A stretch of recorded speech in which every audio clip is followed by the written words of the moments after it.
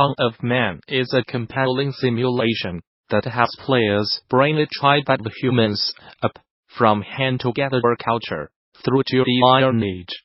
Part Civilization, part Warcraft and part Dwarf Fortress. It melds each playstyle together into something unique. The game's developer, Madruga was founded by game industry veterans Tucho Fernández and Martiño Figueroa. Fernández was a 3D artist at Ubisoft and a contractor on many video games, while Figueroa worked on AI and gameplay programming at Criterion Games for franchises including Burnout and Need for Speed. Here, Figueroa explains key decisions in developing Dawn of Man, and how the release of their previous game, Planetbase, informed their latest game.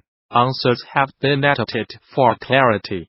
Towards the end of 2014, we both decided we had enough savings to survive for a year without a job, and we decided to try to make a game, and if we could make a living out of this. I have always been a fan of real-time management games, and we decided to do something in that genre, but a bit different, something with more involved a game where you would build some sort of ant colony, and could then watch your people live in it. We came up with the most minimal design we could, in order to finalize the game in less than a year. And this was how our first title Planetbase was started. Tucho did all the 3D art, I did all design and coding, and then we got a few contractors, which we paid with our savings, to help out with audio, animation and UI art. My old colleague from Criterion, Tom Williamson, did the X1 PS4 port. Planetbase was a massive success for us, allowed us to get back what we invested in it, pay ourselves for the work we did, and fund our next project. We learned a lot in the process of making Planetbase, and wanted to have another go at improving our particular survival city builder recipe. But we wanted to try another setting. We were always fascinated by that time in human history, a bunch of people with sticks and stones in the middle of a forest somehow managed to make a living, survive and develop through the millennia. Both games are similar in that for the most part, it's all about producing gathering resources to keep your people going, designing an efficient base settlement, and juggling the various production chains. However, while in Planetbase the management was mostly at the macro level, in Dawn of Man, you can give commands to your people with varying degrees of precision. As an example, you can tell them to gather sticks in an area until the limit is reached. B. Gather these particular sticks. C. Tell this particular eye in the settlement to gather that particular stick. Our favorite city build management games are probably the Settlers 2, Stronghold, Startopia, and more recently Banished, of course. And Frostpunk is great too. Dawn of Man also draws from RTS games, like Age of Empires, or Starcraft. However, we believe our games have quite a unique mechanic, autonomous AI, that constantly has to make life or death decisions. We really have not seen that in any other game. It's a lot of fun in our view to design your settlement, give the people a few basic actions, and then see them trying to figure it out.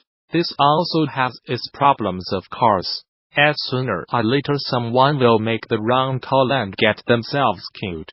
But we believe this is part of the fun too. Everyone might have their preferences here, but we always believed that games that track the actions of individuals are a lot more fun. Otherwise you end up with some sort of spreadsheet-based gameplay, where everything is decided by some math behind the scenes. If you send 3 people to get wood, you should be able to see them go to the tree, cut it down, and bring the resources home. And if they have a chance encounter with a cave lion on the way back, then it makes it even more exciting. This of course has the disadvantage that it is a lot more effort to create gameplay, because you need to create each individual interaction, which is why probably some games choose to use a simpler approach to game mechanics that allows them to generate a lot more content faster. From the programming point of view, Dawn of Man was created in Unity and coded in Cyberpunk. We created our own shaders to realize our own particular visuals and atmosphere, and customized the Unity terrain system quite a lot in order to be able to generate the season transitions, add remote trees and place removable resources. Artists used a variety of tools to create 2D and 3D content: Maya, Blender, Topogun, SpeedTree and Zbrush for 3D assets, Photoshop, XNormal, CrazyBump, Substance Painter and others to create 2D textures. And yes, we are working on the PS4 X1 version of the game. We are redoing the UI and control scheme to ensure the game is easy to play with the pad, which is always a challenge for these kinds of games. We have some experience doing this with Planetbase, so we hope to be able to offer a quality port. We have a very particular way of working at Madruga, Tucho, and I build a prototype of the game first. Then, once we are ready to go into full production, we get remote contractors to help us finish the job. They are all usually very experienced people that have worked in the industry before.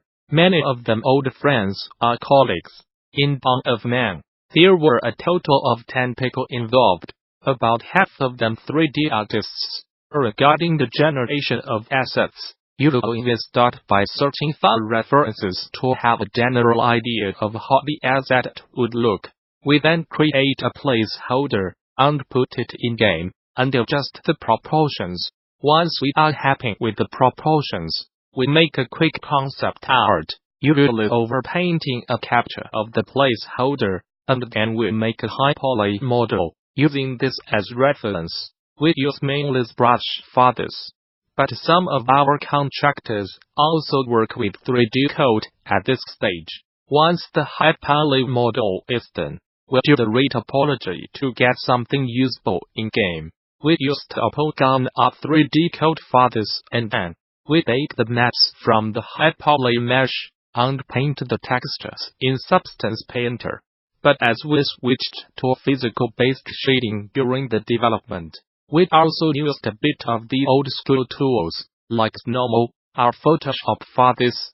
From the design point of view, my goal was to get the player to experience the great transformation in the way humans lived in the various eras, and get them to adapt their playstyle to that. First, you start off as a hunter-gatherer band, which makes it really hard to sustain a large population. You have to constantly send hunting parties to get food, which decays quickly and can never be stockpiled for long. Then when cereals were domesticated, society was transformed forever. Humans could then grow their own food, and store it for long periods of time. Grain if stored dry can last for years. This allowed them to settle in much larger communities, where a large part of the workforce is employed in farming. Finally, the smelting of metals was another huge change, as it allowed us to create much more effective and durable tools. As populations grew, they started competing for resources more actively, and human conflict was much more common. So, you will need to actively fortify and defend your settlement. One thing we have realized is that games are played by a very varied group of people. Some are looking for a chilled experience to play for a couple of hours after work. Some are looking for a very challenging experience that tests their skills. Hardcore mode offers a more challenging experience by offering more realistic animal aggression, more raided attackers, and only one save game slot. But the key difference is that it is a race against the enemy raiders, as they progress their technology at their own rate. If you do not hurry up developing your people, You can end up with your hunter-gatherers armed with sticks and stones being raided by fatty people carrying steel swords and composite bows. Krisgraft, at krisgraft, is editor-in-chief. Gamasutra Hey, it's another on your top games list. I approach these things like a mixtape that's meant to highlight games that are excellent, but also that give some kind of insight into my own tastes.